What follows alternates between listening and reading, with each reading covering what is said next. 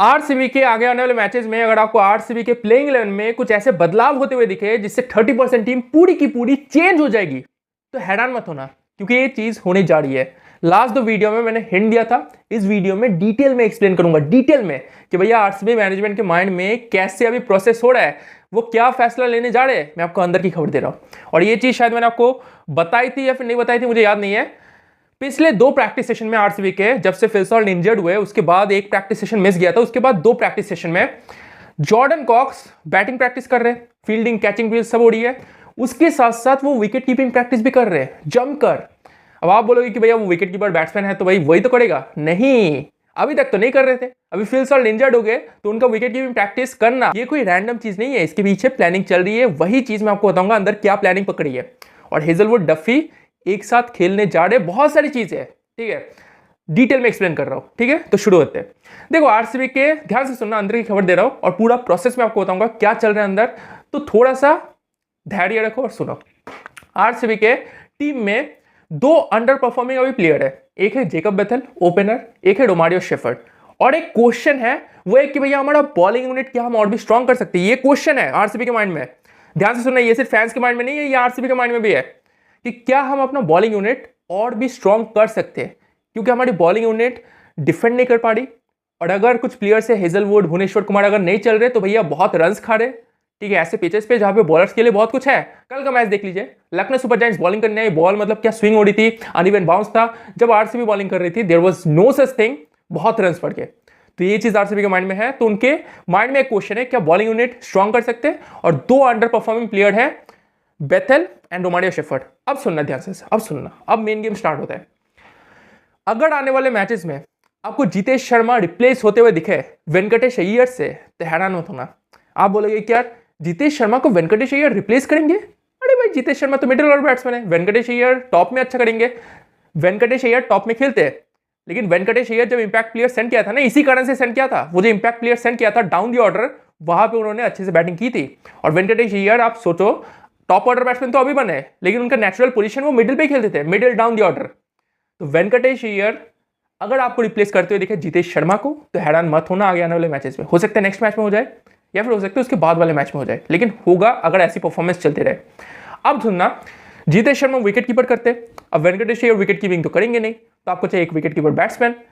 Phil Salt out हो गए तो भैया आपकी टीम में एक ही विकेट कीपर मौजूद है, वो है जॉर्डन कॉक्स, यानी जॉर्डन कॉक्स को आपको खिलाना पड़ेगा, ठीक है, ये प्लानिंग चल रही है, जॉर्डन कॉक्स को खिलाना पड़ेगा।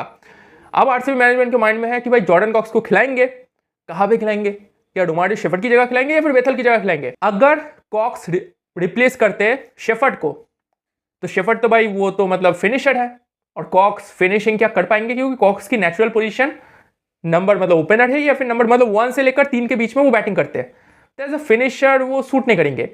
हाँ हो सकता है 20 ओवर का मैच है, आरसीबी मैनेजमेंट अगर सोचती है कि भाई बेथल और विराट कोहली ओपन करेंगे, फिर नंबर 3 पे मैं भेज दूंगा कॉक्स को, उसके बाद पटिकल को, फिर पटीदर को, मतलब एक बैटिंग पोजीशन शिफ्ट हो जाएगा नीचे।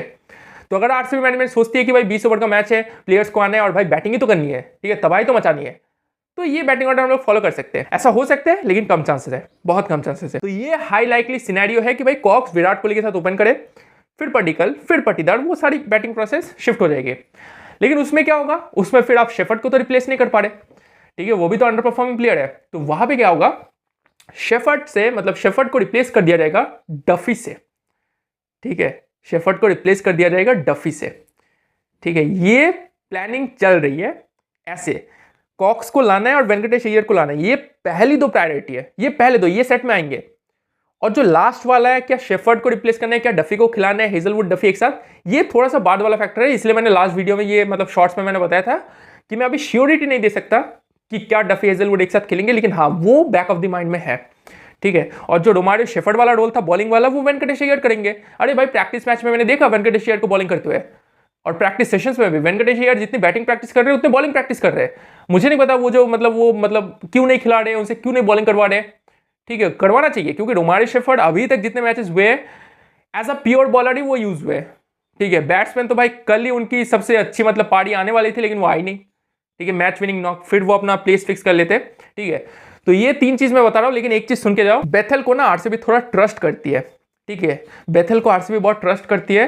जब मेगा ऑक्शन होगा, मैं बहुत बाद की बात बता रहा हूँ, जब मेगा ऑक्शन भी होगा तो Bethell would be the first overseas player जिसे आरसीबी रिटेन करेगी। अभी तक यही फैसला है, ठीक है।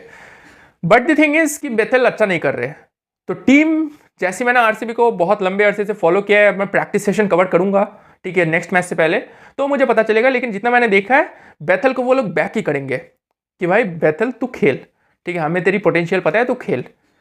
तो अगर बेथल को वो बैक करते और शेफर्ड को कॉक से रिप्लेस नहीं करते, तो फिर जितेश शर्मा भी रिप्लेस नहीं होंगे। और अगर आप चाहते हो कि भैया नहीं, हम लोग शेफर्ड को रिप्लेस कर देंगे कॉक से और फिर बैटिंग ऑर्डर थोड़ा सा नीचे शिफ्ट हो जाएगा और वहाँ पे वेंकटेश या जितेश शर्मा को रिप्लेस कर लेंगे और वो शेफर्ड का रोल करेंगे, बॉलिंग कर लेंगे, so that's an another option. लेकिन इसके मुझे लगता है कम चांसेस है, क्योंकि batting order RCB normally shift नहीं करना चाहती, ठीक है।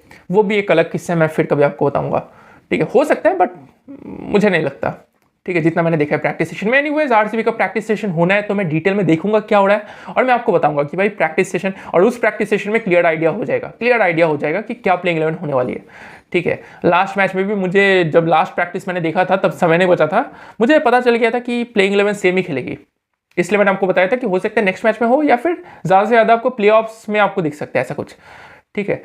सो एनीवेज, अगर आपको हर एक टीम की इस आईपीएल में ऐसी अंदर की खबर चाहिए, इनसाइड रिपोर्ट्स, प्रैक्टिस सेशन में क्या हो रहा है, प्लेयर्स कहाँ पे जा रहे हैं, क्या कर रहे हैं, सारी अंदर की खबर मैं आपको दूंगा, तो दोस्त दिल क्रिकेट को लाइक और फॉलो कर लीजिए। आपसे मुलाकात होगी नेक्स्ट वीडियो में। Thank you.